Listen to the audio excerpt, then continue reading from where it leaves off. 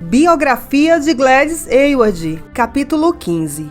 Escuras como a noite. Durante 4 dias, Gladys e as crianças ficaram sentadas à beira do rio.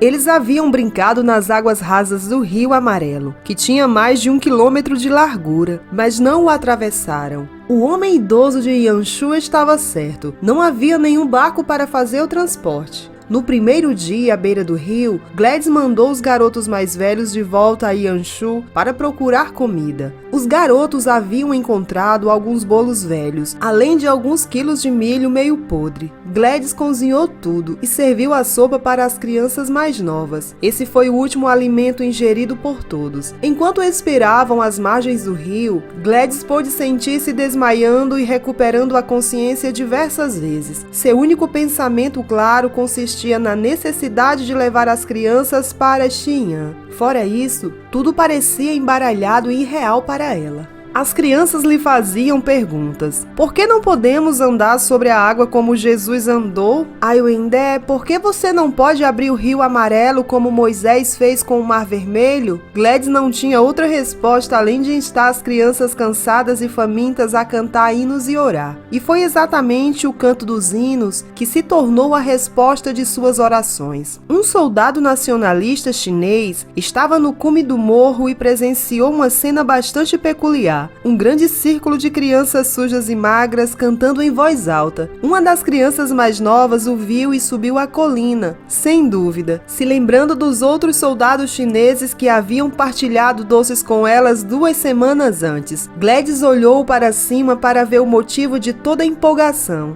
Era um soldado que ela via? Ela não conseguia ter certeza. 2 crianças correram e a ajudaram a se erguer. Ela cambaleou ligeiramente e firmou a vista, e logo o rosto de um soldado entrou em foco no seu campo de visão. Eu ouvi o canto, disse o soldado. Quem é você e o que vocês estão fazendo aqui? Nós somos refugiados a caminho de Xi'an e precisamos atravessar o rio, disse Gladys, cansada demais para pensar em como o soldado havia aparecido ou o que ele poderia estar fazendo ali. Quantos de vocês há? Ele perguntou.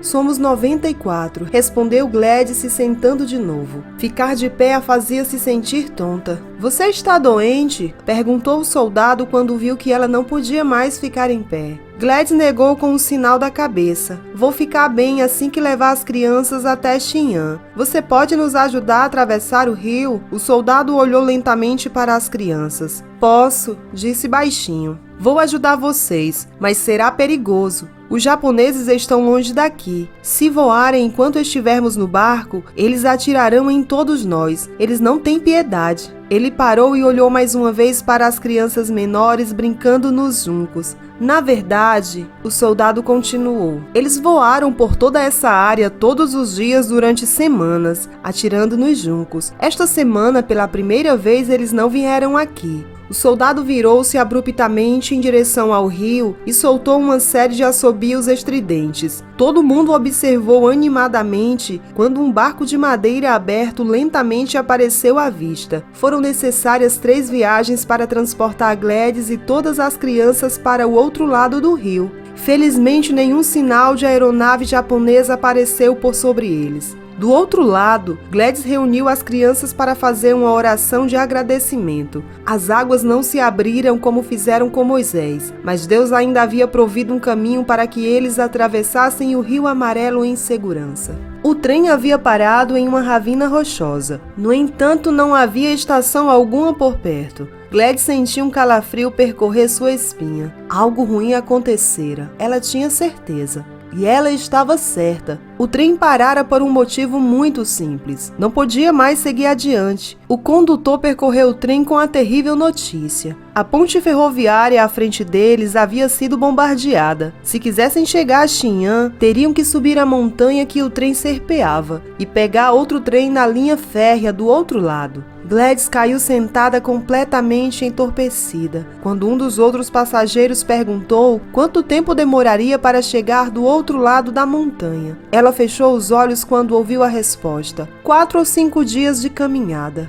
Cansada, Gladys fez a chamada. Todas as crianças presentes. Então ela olhou para a frente íngreme da montanha. Conseguiriam realizar a travessia? A jornada pavorosa nunca terminaria? Gladys se perguntou se talvez ela não tivesse feito a coisa errada ao tentar levar as crianças para a segurança. Na tentativa de salvá-las, ela teria condenado as crianças à morte lenta em vez de rápida nas mãos dos japoneses. Enquanto os pensamentos fluíam por todos os lados, o mesmo aconteceu com suas lágrimas. Ela se sentou em uma pedra próxima e chorou. Chorou alto. As crianças também começaram a chorar. No início, 1 ou 2 dos mais jovens começaram a chorar e logo todos estavam chorando. Elas fizeram bastante barulho. Depois de vários minutos chorando, Gladys enxugou os olhos na manga de seu casaco. Já chega, crianças! Ela gritou acima do barulho que faziam. Um bom choro nunca matou ninguém, mas agora é hora de partirmos.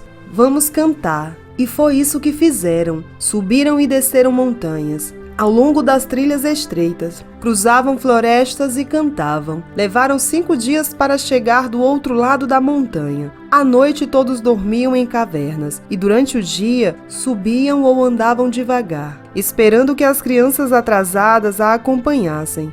A constante garantia que Gladys lhes dava de que logo encontrariam comida e chá quente do outro lado da montanha as fazia seguir em frente. Lá, Gladys recebeu mais notícias ruins. Havia trilhos de trem e havia um trem partindo para Xi'an, mas eram trens de cargas que transportavam apenas carvão. As linhas férreas estavam fechadas para todos os outros tipos de cargas. As autoridades declararam que a rota era perigosa demais para os passageiros porque os trilhos corriam ao longo das margens do Rio Amarelo, onde os japoneses estavam bombardeando sem piedade. Não havia exceção para a regra. Gladys ficou atordoada. Ela não podia continuar e sabia disso. Durante 21 dias, ela e as crianças haviam caminhado, subido e se arrastado pelas montanhas, evitando aviões japoneses e mendigado comida. As crianças estavam com fome, sangrando, desidratadas. Seus sapatos estavam gastos e muitas delas tossiam de forma assustadora. Gladys não podia seguir em frente nem voltar atrás. Ela só podia confiar em Deus. Com essa confiança, instruiu as crianças a colocar os sacos de dormir na plataforma da estação e dormir um pouco.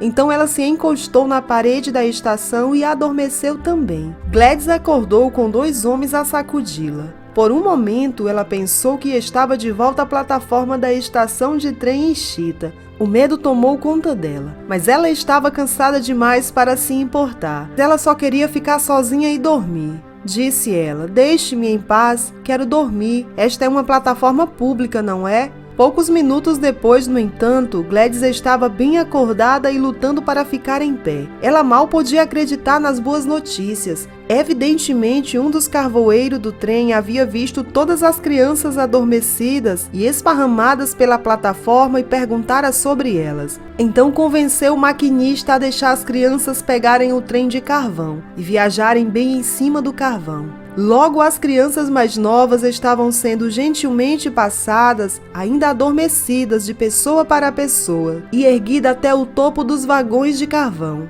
Uma criança mais velha fora designada para cada um dos vagões, e seu trabalho era construir uma pequena parede de carvão ao redor das crianças adormecidas, para elas não caírem do carvão quando fizesse as curvas. Assim que Gladys conferiu que todas as crianças estavam seguramente a bordo, ela também subiu em uma pilha de carvão. Quando as crianças menores acordaram na manhã seguinte, gritaram de alegria. Todas, até mesmo Aiwendé, estavam tão escuras quanto a noite. A poeira do carvão as cobrira por completo. Gladys também riu. Era tão bom ver as crianças felizes de novo, e elas estavam muito bem camufladas. Se os japoneses não bombardeassem o trem, chegariam a Xi'an em 3 dias. Era impossível se sentir confortável, sentado ou deitado sobre a pilha de carvão. Mas as crianças não reclamavam muito. Era muito melhor que ser obrigada a caminhar sobre as montanhas. Os 3 dias passaram rápido. Por fim, o trem sibilou até parar. O maquinista voltou e disse a Gladys que estavam em Xi'an. Essa era a boa notícia. A má notícia era que ninguém estava autorizado a sair do trem. A cidade havia sido invadida por refugiados e não era permitido que qualquer pessoa entrasse lá. Havia guardas nas plataformas da estação de trem para garantir que ninguém descesse de qualquer trem. Gladys não sabia o que fazer. O maquinista dissera a ela que a cidade de Fufeng ficava a 3 dias de viagem de Xin'an, e até onde ele sabia, Fufeng aceitava refugiados ainda. Gladys chorou amargamente ao ouvir tal notícia, porém encontrou forças para continuar. Os próximos 3 dias no trem foram um borrão confuso para Gladys. Às vezes ela pensava estar de volta à Inglaterra com seus pais. Outras vezes ela escondia a cabeça nas mãos quando pensava estar ouvindo os aviões japoneses. Em outras oportunidades, ela pensava estar às margens de um rio-lago que jamais conseguia atravessar. Por fim, quando chegaram a Fufeng, Gladys não pôde comemorar. Ela mal sabia onde estava ou quem era. Apesar de sua condição, ela conseguiu encontrar um orfanato que aceitou todas as crianças. 2 dias depois de deixar as crianças em segurança no orfanato, Gladys entrou em coma. Ninguém conseguia acordá-la. Ela foi transferida para um hospital.